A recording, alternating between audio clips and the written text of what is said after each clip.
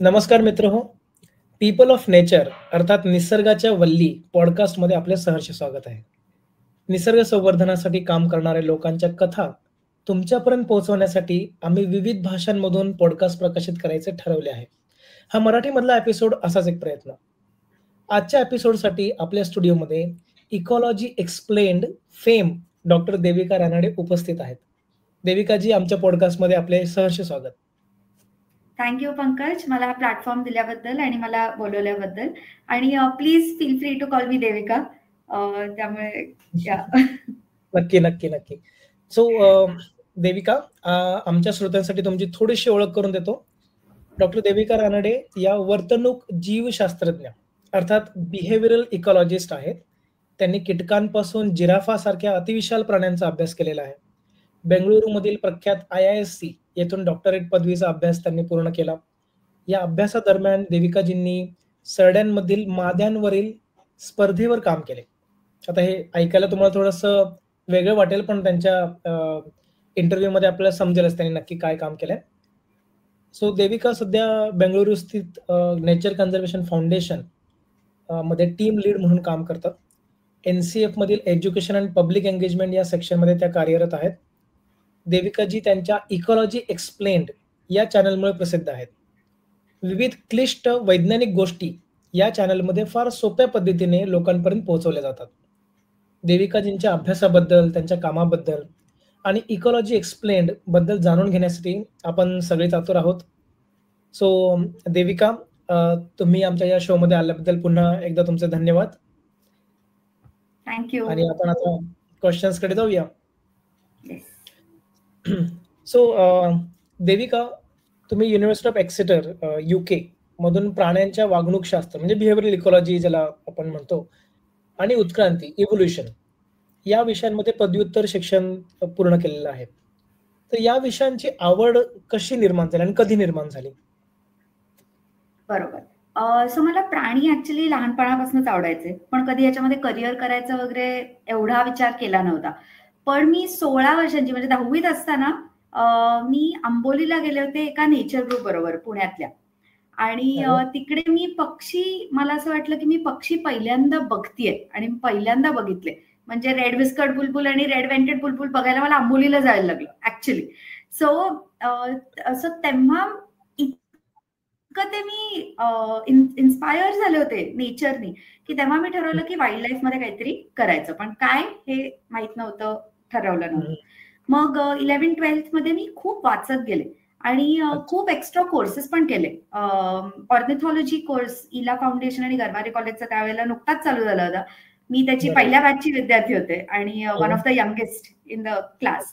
So तो मी केला. आणि मग असं वाचता वाचता मला हे कळलं, म्हणजे मला असं वाटलं की प्राण्यांचं बिहेवियर हे इतकं इंटरेस्टिंग आणि अमेझिंग आहे आणि प्राणी काय करतायत, का करतायत आणि हे कसं इव्हॉल्व्ह झालंय.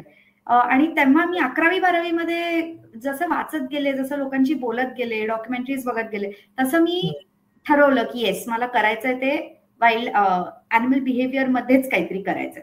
सो मग मी झुऑलॉजी केलं, bachelors in zoology from Garware college. कारण काय पुढची स्टेप मला त्यावेळेला अजून काही नीट माहिती नव्हती.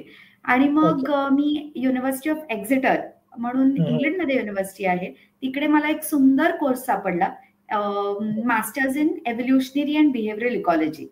सो मग मी तो कोर्स करायला इंग्लंडला गेले. कारण काय त्यावेळेला इंडियामध्ये animal behaviour exactly animal behaviour शी रिलेटेड एज सच काही कोर्स नव्हता आणि मला तेच करायचं होतं, म्हणून मग मी इंग्लंडला गेले. तर आता बऱ्याच लोकांना हा प्रश्न असतो की आपल्याकडे जर काही अशा डिग्रीज अवेलेबल नसतात आणि बाहेरच्या देशांमध्ये असतात, पण त्या फार एक्सपेन्सिव्ह पण असतात, म्हणजे सामान्य लोकांना परवडणार नाही असा खर्च तो करावा लागतो.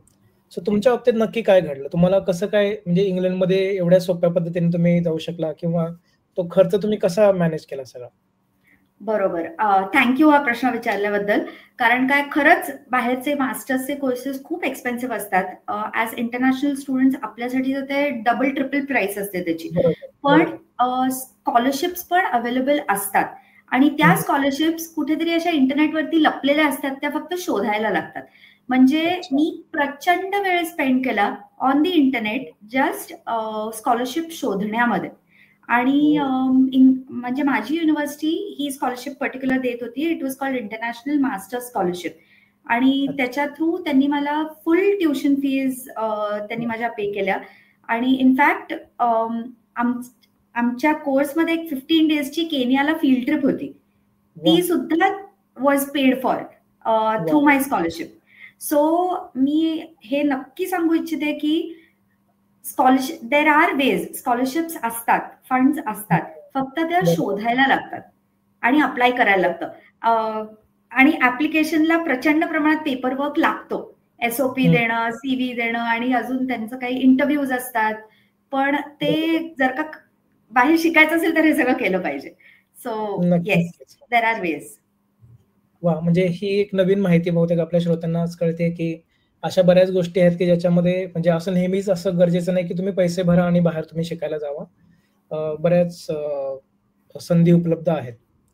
सो थँक्यू देविका, ते त्याबद्दल जास्त माहिती दिल्याबद्दल. आणि मला वाटतं ज्या लोकांना इंटरेस्ट आहे, ज्या लोकांना खरंच अशा प्रकारचे मास्टर्स कोर्स करायचे, ते तुम्हाला कनेक्ट करतील आणि तुमच्याकडनं अजून माहिती मिळवतील.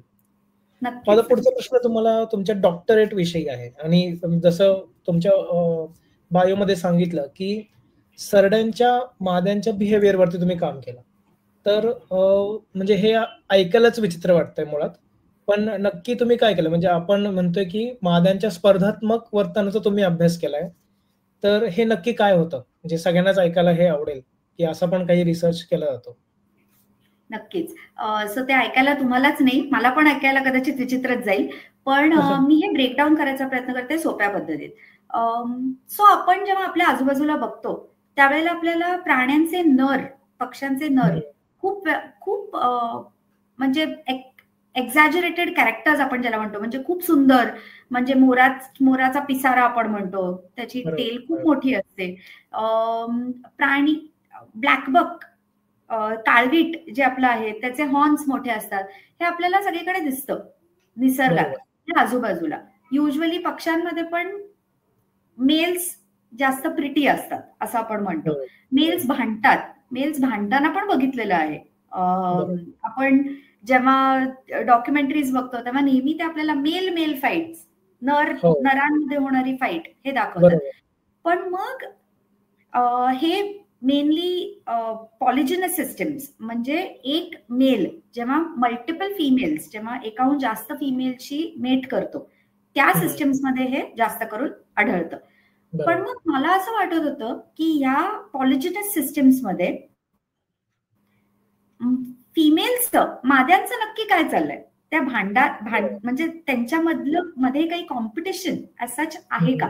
आणि मला नेहमी माद्यांच्या कॉम्पिटिशन मध्ये खूप इंटरेस्ट होता, कारण काय माझा आधीचा पण थोडंसं काम माद्यांच्या कॉम्पिटिशन वरच झालेलं आहे. म्हणून मग मी आधी क्वेश्चन सिलेक्ट केला. मला स्पीशीजशी एवढं काही म्हणजे सरड्यांवरच काम करायचं आहे असं काही नव्हतं, पण मला माद्यांच्या कॉम्पिटिशनवर काम करायचं होतं. आणि आमच्या लॅबमध्ये त्यावेळेला सरड्यांवरती काम करत होते. आणि ही खूप छान स्टडी सिस्टम आहे सरड्यांची, कारण काय म्हणजे पेनिन्सुलर रॉक ॲगमा ज्याच्यावरती मी काम केलं त्याच्यामध्ये मेल्स एकदम मोठे असतात, ते आर ऑरेंज आणि they can change there colour, आणि म्हणजे असे उठून दिसतात ते मेल्स. आणि फिमेल्स ग्रे रंगाच्या रॉक वरती मिळतात, हे म्हणजे अतिशय सुंदर पद्धतीने रॉक वरती कॅमोफ्लाज होणाऱ्या, आणि मेल्सच्या अर्ध्या साईजच्या असतील. म्हणून माझ्यासाठी ही सिस्टम खूप बरोबर होती काम करायला, की मेल्स भांडताना तर आम्ही बघितलेले होते, मेल्स सुंदर आहेत, मोठे आहेत, पण फिमेल्स मध्ये काय चाललंय ते मला जाणायचं होतं. म्हणून मी हा माझा PhDचा विषय होता. वा वा. सो तुमच्या PhDच्या विषयामधनं जे काही तुम्ही निरीक्षण केलं त्यातनं तुम्ही 1-2 वाक्यांमध्ये सांगू शकता की तुमचा निष्कर्ष काय होता त्यातनं? नक्कीच. मला ऍक्च्युली हे सांगायला खूप आवडेल. सो मला असं, मी जेव्हा फील्डवरती गेले, जेव्हा मी ऍटलिस्ट म्हटलं की या माद्या नक्की काय करतायत ते जाऊन बघूया तरी, तेव्हा मला असं कळलं, थोडासा आधी डेटा कलेक्ट केला, तेव्हा कळलं की मेल्सच्या ज्या टेरिटरीज आहेत, म्हणजे दोन्ही मेल्स टेरिटोरियल होते. आणि मी काय केलं, दरवेळेला गेल्यावर ना त्या मला मेल्स आणि फिमेल्स, कुठचा मेल कुठे दिसतोय आणि कुठची फिमेल कुठे दिसते, हे एका मॅपवरती जॉट डाऊन केलं. आणि मग मला हे कळलं की मेल्सची जी टेरिटरी आहे ती बरीच मोठी आहे. ओके. आणि 2 मेल्सच्या टेरिटरीज बऱ्यापैकी ओव्हरलॅप होतात. वेरॅज फिमेल्सची टेरिटरी, फिमेल्स पण म्हणजे फिमेल्स ना त्यांच्या जागेवरून जास्त हलत नव्हत्या. म्हणजे फिमेल्सची टेरिटरी बरीच छोटी होती. आणि व्हेरी इंटरेस्टिंगली फिमेल्सच्या टेरिटरीज अजिबात ओव्हरलॅप होत नव्हत्या. म्हणजे तेव्हा मला कळलं की इकडे नक्की काहीतरी चाललेलं आहे, म्हणजे there is some kind of competition that is going on. नाहीतर मग असं नाहीतर मग फिमेल सगळं एकत्र राहू शकल्या असत्या. मग मी काय केलं, मी ना 3D प्रिंटेड मॉडेल्स बनवले. 3D प्रिंटेड फिमेल मॉडेल्स बनवले आणि त्या फिमेल आणि माझ्या फिमेल्सच्या जवळ जाऊन ठेवले, जस्ट बघायला की नक्की काय चाललंय, काय की ते टॉलरेट करतात का दुसऱ्या फिमेलला त्यांच्या आजूबाजूला. तर I was very surprise to see की फिमेल्स अक्षरशः त्या मॉडेलशी भांडल्या, त्यांना चावलं, त्यांना त्यांच्या टेरिटरीमधनं लिटरली पुश केलं खाली. So it was very interesting for me. आणि मग मला असं मग ते सगळं पझल आहे ते सगळं उलगडायला लागलं की फिमेल्स ज्या असतात त्यांच्यामध्ये पण कॉम्पिटिशन असते, पण it is very costly. Competing, fighting, physically fighting हे फिमेलसाठी खूप कॉस्टली असतं, कारण काय त्यांना अंडी द्यायची असतात. बऱ्याच पक्षांमध्ये, आता सरड्यांमध्ये नाही पण बऱ्याच पक्षांमध्ये फिमेल्स मागे राहून त्यांच्या पिल्लांची काळजी घेतात. त्यामुळे फिमेलसाठी फिजिकली फायटिंग हे खूप कॉस्टली असतं. सेम जर का त्या सुंदर असल्या, मोठ्या असल्या, उठून दिसल्या, ते पण खूप कॉस्टली असणार आहे फिमेलसाठी. पण याचा अर्थ असा नाहीये की ते भांडत नाही किंवा त्यांच्यामध्ये कॉम्पिटिशन नाहीये. त्यामुळे त्यांच्यामध्ये कॉम्पिटिशन आहे, फक्त ते वेगळ्या प्रकारे त्यांची कॉम्पिटिशन सोडवतात. हे मला सुंदर. मला वाटतं असं एक म्हणजे असे बरेच एक्सपेरिमेंट झालेच असतील नक्कीच. आणि सिंहाच्या बाबतीत असं काही एक्सपेरिमेंट मला काही डॉक्युमेंटरीज मध्ये बघितल्यासारखं आठवत आहे की ज्याच्यामध्ये त्यांनी डमी सिंह, जो मेल सिंह आहे तो आणून ठेवला आणि मग त्याचं बिहेवियर स्टडी वगैरे केलं. तर फारच सुंदर. म्हणजे सरड्यांवरती असा अभ्यास करणं फार कठीण आहे तसं बघायला गेलं तर, पण तुम्ही जे सांगितलं त्याने फारच इंटरेस्टिंग वाटतंय. आणि जनरली आपल्याकडे म्हणजे आता मी जस्ट एक ह्युमरस पद्धतीने सांगतो की बायका भांडतात आणि अगदी झिंजा ओढून ओढून भांडतात, तर तसंच बहुतेक त्या सरड्यांच्या माद्या करत असणार असं मला वाटतंय. हा फार वेगळा असा म्हणजे एक्सपेरिमेंट आणि अभ्यास आहे. मला वाटतं फार कमी लोक अशा पद्धतीने अभ्यास करतात आणि आमच्या श्रोत्यांसाठी हे पहिल्यांदाच ते ऐकत असतील की असं पण काही लोक करतात. So thank you Devika. परत तुम्ही वेगळ्या पद्धतीने हे चांगल्या पद्धतीने सांगितलं. पण मला एक पुढचा प्रश्न माझा असा आहे की जे बिहेवियर इकॉलॉजिस्ट असतात, जे वर्तणूक बद्दल किंवा तुम्ही जसं ॲनिमल बिहेवियरचा स्टडी केलेला आहे, अभ्यास केलेला आहे, तर एक सामान्य माणसांना असा प्रश्न पडतो की हे का करायचं, म्हणजे याचं ऍप्लिकेशन काय, याच्यामुळे काही वन्य प्राण्यांच्या संवर्धनासाठी होतं का काही काम, किंवा याचं नक्की काय होतं पुढे जाऊन, तर त्याच्याबद्दल तुम्ही काही माहिती सांगू शकता?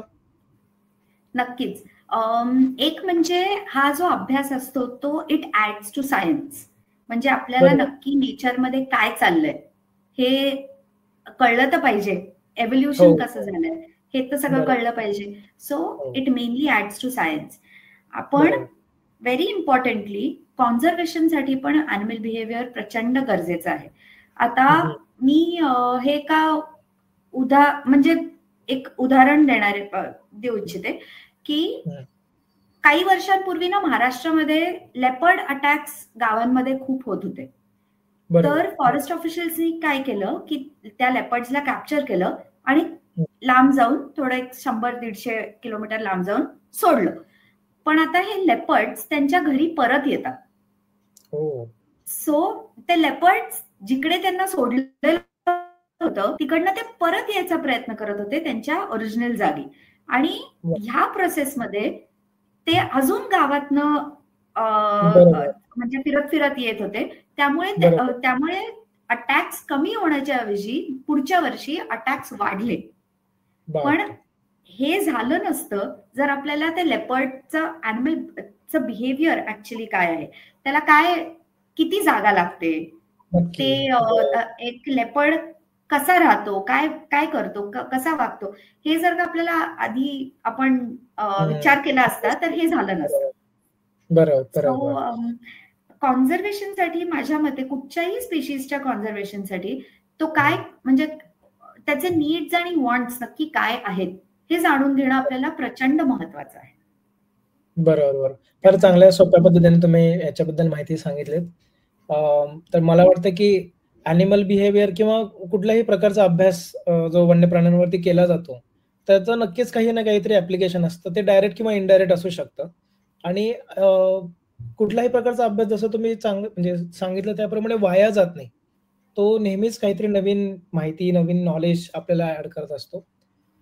तर याच्याशी संलग्न माझा आता पुढचा प्रश्न आहे देविका तुमच्यासाठी, की तुम्ही सध्या हे इकॉलॉजी एक्सप्लेन नावाचं एक चॅनल सुरू केलंय आणि त्याला मला वाटतं बरेच वर्ष झाली. तर हे जे चॅनल आहे किंवा हा जो एक प्रोजेक्ट तुम्ही सुरू केलाय, तर त्याच्याबद्दल काही माहिती सांगू शकता, की नक्की हे काय आहे आणि त्याच्यातनं तुम्ही कुठल्या प्रकारच्या ऑडियन्सला टार्गेट करताय आणि तुम्हाला कसा रिस्पॉन्स त्याच्यातून मिळतोय? तर तुम्ही ही आयडिया कशी सुचली आणि त्याचं तुम्ही पुढे कसं ते मोठं केलं बाळ? त्याच्याबद्दल माहिती सांगू शकाल? नक्कीच. सो मी जेव्हा पीएचडी करत होते त्यावेळेला मला असं वाटत होतं की मी 2 वेगवेगळ्या जगांचा पार्ट आहे. एक जग जे लिटरली नेचरचा अभ्यास करतं, मी असं म्हणायचं की we all breathe nature, live nature. आणि दुसरा पार्ट ज्यांना ह्या नेचर बद्दल काहीच माहिती नव्हती. म्हणजे आम्ही नक्की ज्या दुसऱ्या जगात काय चाललंय, कशाचा अभ्यास चाललाय, काहीही माहित नव्हतं. मला ना ही 2 माझीच असणारी जगं एकत्र आणायची होती. आणि म्हणून त्यावेळेला मला असं वाटलं की अरे हो, आपण जो हा सगळा रिसर्च करतोय तो फक्त पेपर्समध्ये पब्लिश होतो, तो या दुसऱ्या जगापर्यंत पोचतच नाही. आणि पोचला तरी तो छोट्या छोट्या आर्टिकल्स मध्ये आणि खूप म्हणजे इंटरेस्टिंग नसणाऱ्या खूप ड्रॅब फॉर्मॅटमध्ये लिहिलेला असतो. म्हणून मी हाच रिसर्च सोप्या पद्धतीत समजावण्याचा प्रयत्न करत होते. आणि I started off with writing छोटे छोटे आर्टिकल्स, म्हणजे छोटे म्हणजे अगदी 200-250 शब्दांचे मी फक्त पॅराग्राफ्स लिहायचे. तर ते लोकांना आवडायला लागले. आणि मग मला मेसेजेस यायला लागले की अरे हे आम्हाला माहितीच नव्हतं. आणि म्हणून मग मी व्हिडिओ फॉर्मॅटकडे वळले की पण त्याच्यामध्ये पण आता काय झालं, मी जेव्हा व्हिडिओ फॉर्मॅटकडे वळले त्यावेळेला मला ना लोकांपर्यंत हे सांगायचं होतं की मला की रिसर्च कसा करतात, इकॉलॉजीचा रिसर्च कसा करतात. त्यामुळे मग मी पहिले 2-3 व्हिडिओज केले, 10-10 मिनिटाचे झाले ते. आणि ज्याच्यामध्ये मी म्हणजे एखादा प्रॉब्लेम रिसर्चर्सनी कसा सोडवला, त्याची मेथड काय होती, हे सगळं एक्सप्लेन केलेलं होतं. पण नंतर मला असं कळलं की 10 मिनिटाचा व्हिडिओ बघण्याचा वेळ आजकाल कोणाकडेही नाही. आणि तो ऑब्व्हियसली तो व्हिडिओ बनवायला पण जास्त वेळ लागत होता.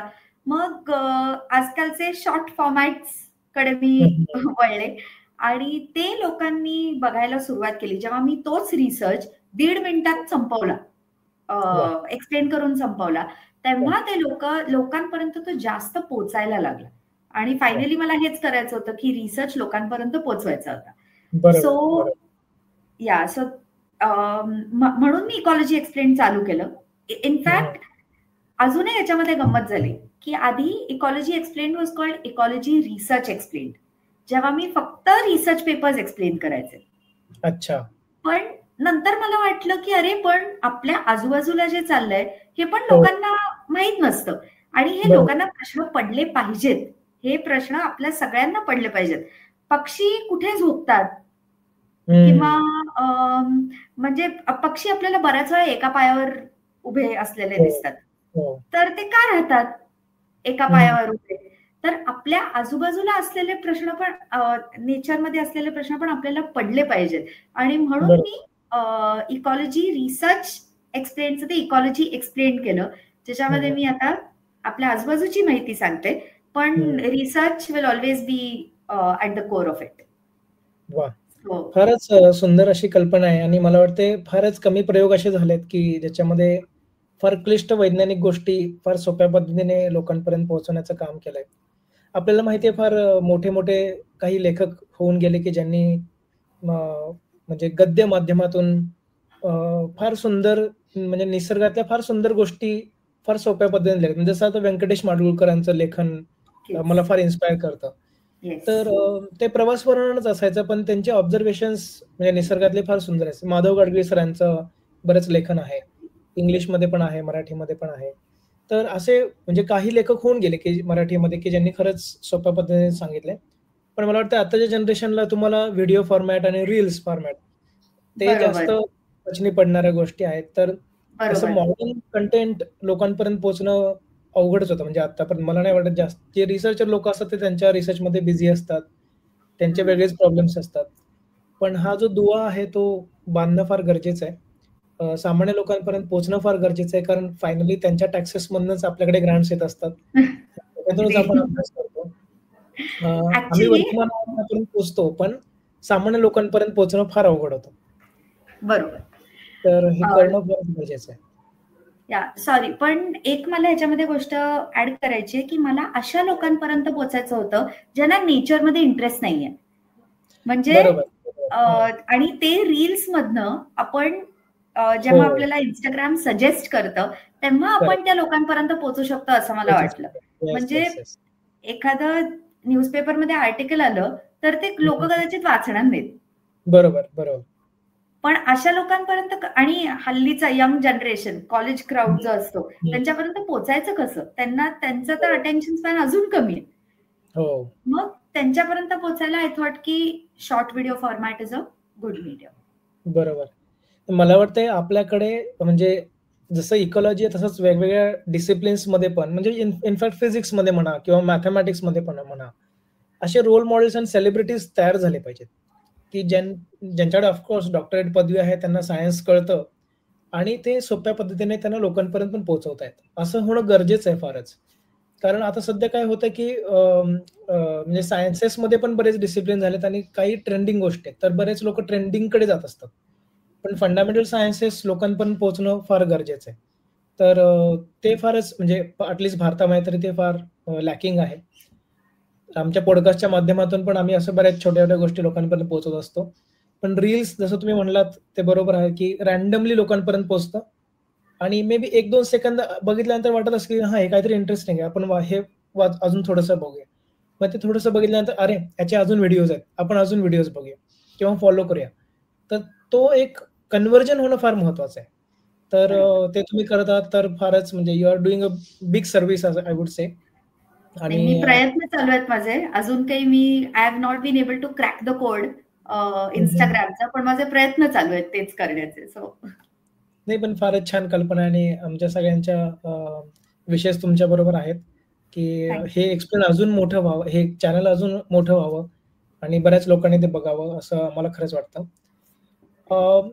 सो आता आपण तुमच्या बिहेवियरलच्या स्टडीबद्दल बोललो, तुमच्या इकॉलॉजी एक्सप्लेन बद्दल बोललो. एक गोष्ट राहून गेली बोलायची की जसं तुम्ही मास्टर्ससाठी UK मध्ये गेलात, तर त्याचबरोबर तुम्ही कलाहारी मिरकॅट प्रोजेक्टसाठी दक्षिण आफ्रिकेमध्ये काम केलं. तर म्हणजे UK मध्ये मास्टर्सचं शिक्षण घेतलं, आता सध्या भारतामध्ये काम करत आहात. पण हा दक्षिण आफ्रिकेमधला जो तुमचा अनुभव होता त्याच्याबद्दल तुम्हाला काही सांगायला आवडेल का? हो, नक्कीच. सो माझं जेव्हा मास्टर्स पूर्ण झालं तेव्हा मला एक गोष्ट नक्की माहिती होती की मला PhD करायची आणि अॅनिमल बिहेवियर मध्येच PhD करायचे. पण आता सेम टाइम ना तिकडे जाऊन मला असं वाटलं की मी अजून तयार नाहीये PhD चालू करायला. कारण काय आपल्या इकडे त्यावेळेला ऍटलिस्ट, आता आहेत बहुतेक, पण त्यावेळेला बॅचलर्स साठी प्रोजेक्ट्स नव्हते. त्यामुळे म्हणजे बॅचलर्ससाठी मी प्रोजेक्ट नाही केलेला, एक्स्ट्रा करिक्युलर प्रोजेक्ट मी केले, पण ॲज अ करिक्युलमच्या मध्ये प्रोजेक्ट आम्हाला नव्हता. एकच प्रोजेक्ट मी केला होता, म्हणजे माझ्या मास्टर्सचा प्रोजेक्ट. सो मला पीएचडी करण्याच्या आधी असं वाटत होतं की माझ्याकडे अजूनही अनुभव कमी आहे. म्हणून मी जेव्हा माझ्या एक्झिटरच्या प्रोफेसर्सशी बोलले तेव्हा त्यांनी मला हा प्रोजेक्ट सजेस्ट केला, कालाहारी मीरकॅट प्रोजेक्ट. हा युनिव्हर्सिटी ऑफ केम्ब्रिजचा प्रोजेक्ट आहे आणि बरेच म्हणजे त्यावेळेला तो ऍटलिस्ट 10 ते 15 वर्ष जुना होता, 2010 मध्ये, आणि तो अजूनही चालू आहे. आणि मी म्हटलं की ह्याच्याहून जास्तीत जास्त चांगली ऑपॉर्च्युनिटी असूच शकत नाही. सो मी तिकडे फील्ड असिस्टंट म्हणून अप्लाय केलं की मला करायचंय तुमच्या बरोबर काम असं. आणि मला तिकडे पण मी त्यावेळेला इंग्लंडलाच होते, त्यामुळे मग मी पटकन केम्ब्रिजला जाऊन इंटरव्ह्यू माझा देऊ शकले. पण मला आठवतंय तो इंटरव्ह्यू पण 3 तास चालला होता माझा, कारण काय they had to make sure की ज्यांना ते अपॉइंट करतील ते 1 वर्ष कालाहारी प्रोजेक्ट कालाहारीमध्ये राहू शकतील. आणि it is absolutely in the middle of nowhere. म्हणजे मला परवाच कोणीतरी विचारलं की अरे साऊथ आफ्रिका तर खूप म्हणजे अनसेफ आहे असं म्हणतात, खरं आहे का ते? म्हटलं मला नाही माहिती, कारण काय मी I was on the border of South Africa आणि बोत्सवाना, आणि तिकडे आजूबाजूला ऍब्सोल्युटली काहीही नाहीये. त्यामुळे मग म्हणजे सगळ्यात जवळचं गाव 4 तास लांब होतं आणि डर्ट रोडवर जाऊन आमचे मॅनेजर खाणं वगैरे आणायचे 3 आठवड्यातनं एकदा. त्यामुळे मला खरंच माहित नाही साऊथ आफ्रिका अनसेफ आहे का नाही, कारण काय मी एकदम म्हणजे जरी 1 वर्ष मी तिकडे काढलंय तरी पण I was in the middle of nowhere. पण म्हणून मी बेसिकली कालाहारी मीरकॅट प्रोजेक्टसाठी अप्लाय केलं, कारण काय मला अजून एक्सपिरियन्स हवा होता पीएचडीच्या आधी. आणि तो मला अतिशय छान पद्धतीने, म्हणजे मला ती लोक एक लॉंग टर्म प्रोजेक्ट कसा करतात, आता 15 वर्ष जर का तो प्रोजेक्ट चालू आहे, काहीतरी तरी नक्कीच करत असतील ना, तर ते मला कळलं. आणि मीरकॅट्सच्या बिहेवियर बद्दल मी काम केलं तिकडे. त्यामुळे तिकडे ऍक्च्युली माझा माद्यांमधला कॉम्पिटिशनचा ची उत्सुकता जागृत झाली. सो तिकडे ते चालू झालं.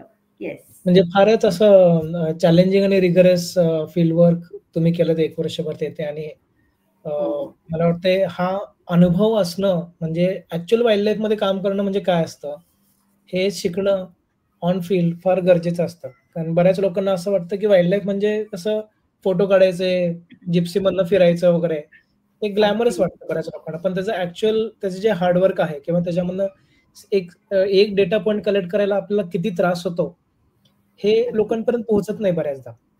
तर ते जाणून घेणं, ते अनुभवणं हे फार गरजेचं असतं. आणि मला वाटतं तुमचा हा जो डिसिजन होता तो नक्कीच तुमच्या पुढच्या करिअरसाठी तुम्हाला मदतीचा झाला असणार आहे, की याच्यामुळे तुम्हाला एक आयडिया आली असणार की काय करायचं, जसं तुम्ही सांगितलं त्याप्रमाणे. अगदीच. मी तर नेहमी म्हणते की माझ्या त्या कालाहारी प्रोजेक्टच्या 1 वर्षामुळे माझं पीएचडीचं 1 ते 2 वर्ष सहज वाचली. त्या अनुभवामुळे मी 5 वर्षात माझी पीएचडी कम्प्लीट करू शकले असं मी नेहमी म्हणते. हा एक्सपिरियन्स असणं महत्वाचं आहे बिफोर स्टार्टिंग अ पीएचडी. नक्कीच नक्कीच.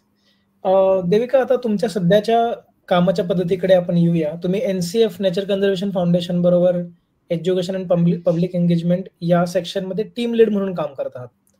तर या तुमचं आत्ताचं काम कशा प्रकारचं असतं आणि तुम्ही याच्यामध्ये म्हणजे काही विद्यार्थ्यांसाठी काही वेगळं काही मॉड्यूल्स वगैरे बनवता का किंवा कार्यशाळा वगैरे असे आयोजित करता का, ते आम्हाला जाणून घ्यायला आवडेल. अगदीच. सो ह्या आमच्या टीमचं नाव आहे नेचर ऑन कॅम्पस, ज्याच्या थ्रू आम्ही कॉलेज स्टुडंट्स पर्यंत नेचर पोहोचवण्याचा प्रयत्न करतोय. आणि college students from all disciplines, म्हणजे अगदी लॉ पासनं arts, business administration, medical, engineering, सगळ्या स्टुडंट्स पर्यंत आम्हाला नेचर घेऊन जायचंय थ्रू आवर टीम. आणि त्याच्यासाठी आम्ही आत्ताच नुकतंच एक प्रकल्प चालू केलाय, ज्याच्यामध्ये आम्ही प्रोफेसर्सला विचारतो की तुम्हाला तुमच्या स्टुडंट्सला कशाबद्दल माहिती सांगायला आवडेल. म्हणजे आम्ही इंटरॅक्शन्स बेसिकली फॅसिलिटेट करतो. म्हणजे आम्हाला प्रोफेसर्स सांगतात की त्यांना त्यांच्या स्टुडंट्सला कीटकांबद्दल ऐकायचंय किंवा पक्ष्यांबद्दल ऐकायचंय आणि किंवा वेस्टर्न घाट्स बद्दल ऐकायचंय. आणि मग तसा आमच्याकडे एक डेटाबेस आहे ऑफ एक्सपर्ट्स जे त्यांच्या मुलांशी बोलू शकतात, इन पर्सन किंवा ऑनलाईन कुठच्याही प्रकारची पद्धतीने इंटरॅक्शन होऊ शकते. पण मग आम्ही हे मॅच मेकिंग करून स्टुडंट्स पर्यंत इकॉलॉजी किंवा नेचर कसं पोहोचेल हे बघत असतो. इनफॅक्ट हे करण्यासाठी आधी आम्ही ऑलमोस्ट 15 प्रोफेसरशी बोललो की तुम्ही तुमच्या स्टुडंट्सला नेचरमध्ये इन्व्हॉल्व्ह कसं केलं हे कळण्यासाठी.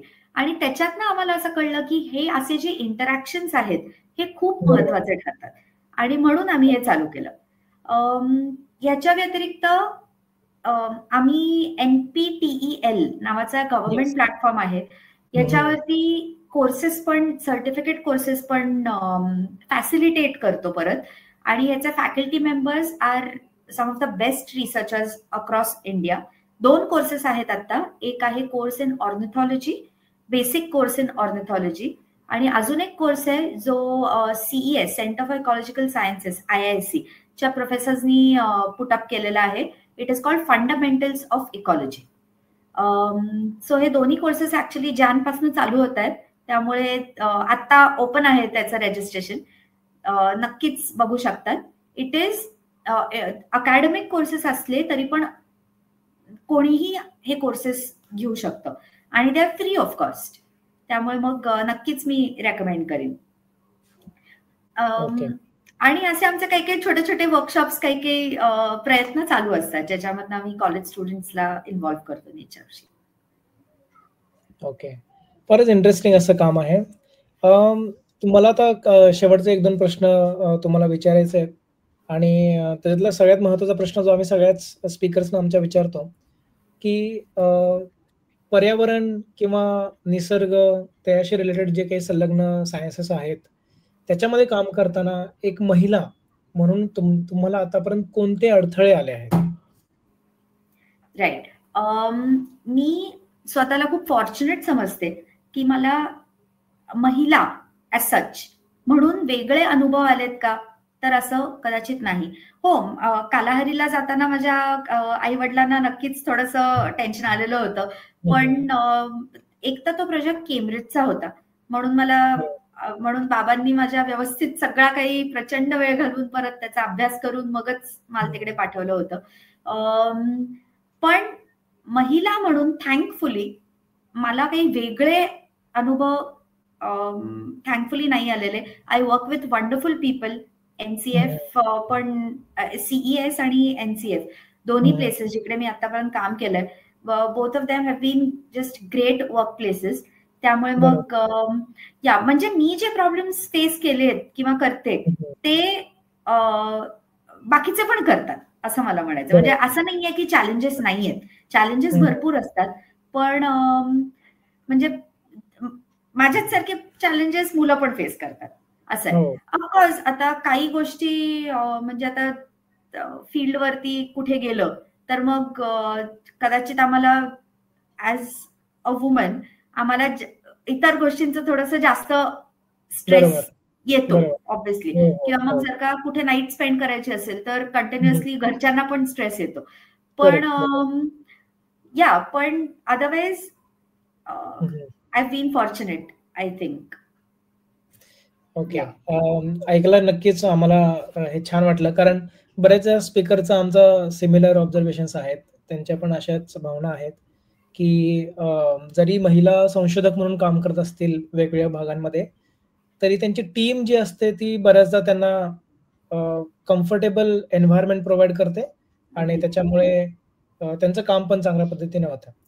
तर मला वाटतं की जे नवीन किंवा यंग जनरेशनची जी लोक आहेत त्यांना असं वाटतं की नाही, फील्डवरती जायचं म्हणजे बाबा रिस्की आहे किंवा काही होऊ शकतं. तर हा विचार असणं डोक्यात बरोबर आहे, म्हणजे साहजिक आहे. पण मला वाटतं की आपल्याकडे संशोधक ज्यावेळी बाहेर असतात, तर फार कमी वेळेस ॲक्सिडेंट्स होतात. म्हणजे अगदी आपल्याला माहिती आहे की आपण एकदम म्हणजे जंगलामध्ये आतमध्ये जाऊन कधी-कधी कॅम्प करावा लागतो, तिथे राहावं लागतं.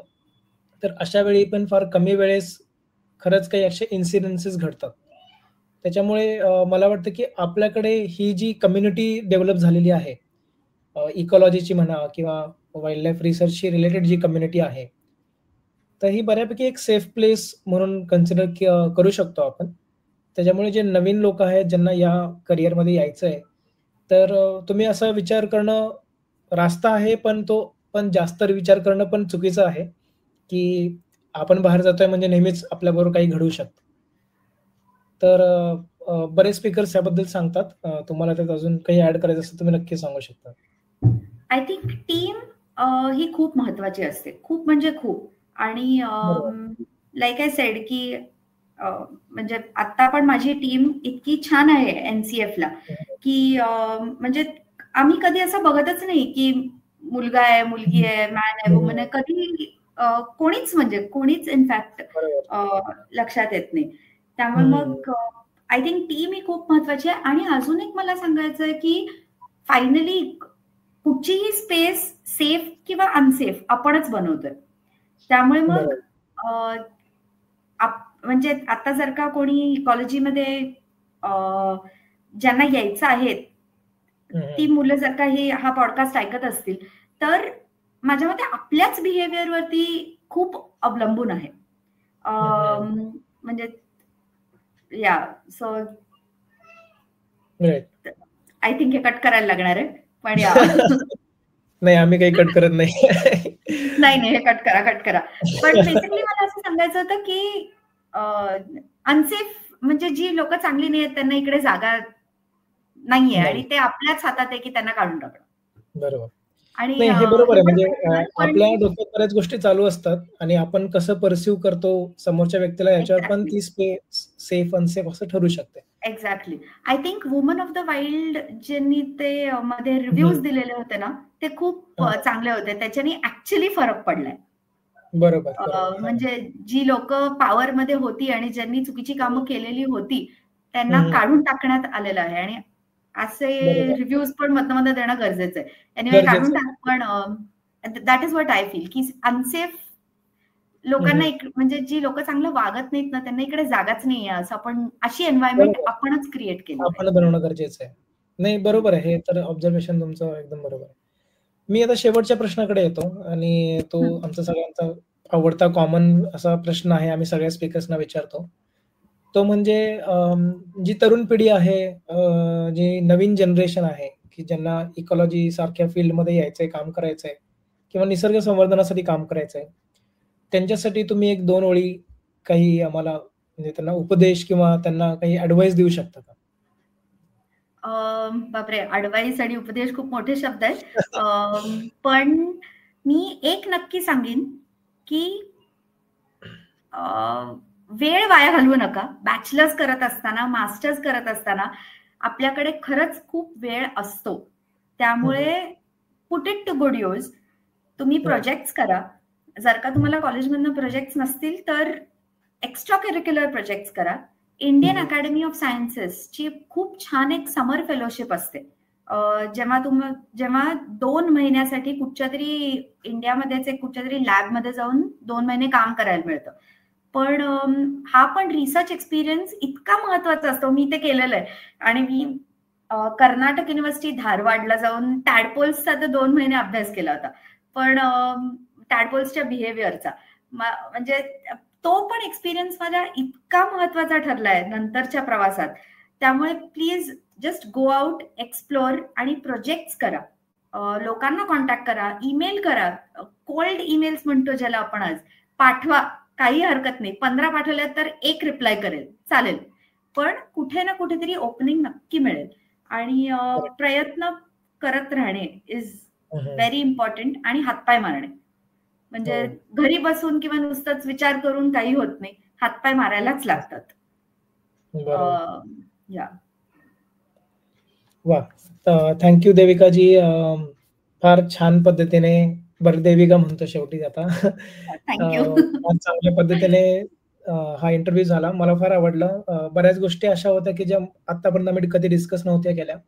आत्तापर्यंतच्या आमच्या पॉडकास्टमध्ये. तर बऱ्याच नवीन गोष्टी आमच्या ऑडियन्सला कळल्या आणि ज्या दिलखुलास पद्धतीने तू सगळी माहिती दिलीस, की काय प्रोज, कॉन्स म्हणा किंवा कसा एक्सपिरियन्स आला किंवा तुम्ही आता काय करता आणि मला वाटतं, की हे जे ब्रिजिंग द गॅप म्हणतो आपण, ते करणं गरजेचं आहे. मला वाटतं तुम्ही जसं काम करताय, तुमची टीम जशी काम करते, तसंच नवीन लोकांनी पण याच्यात यावं. सायंटिफिक माइंडने यावं आणि सायन्स सोपं करून लोकांपर्यंत पोहोचावं. असं काही काम करणारी काही लोकं तयार झाली, तर मला वाटतं हा पॉडकास्ट सक्सेसफुल झाला असं मी म्हणेन. So thank you once again. तुम्ही आल्याबद्दल धन्यवाद आणि मला वाटतंय हा पॉडकास्ट बऱ्याच लोकांपर्यंत पोहोचावा आणि त्यातनं काहीतरी पॉझिटिव्ह घडावं, ही माझी अपेक्षा आहे. Thank you. थँक्यू पंकज, मला इकडे परत बोलवल्याबद्दल आणि हा प्लॅटफॉर्म दिल्याबद्दल, जिकडे मी थोडी माहिती प्रेक्षकांपर्यंत पोहोचू शकेल. Thank you. थँक्यू.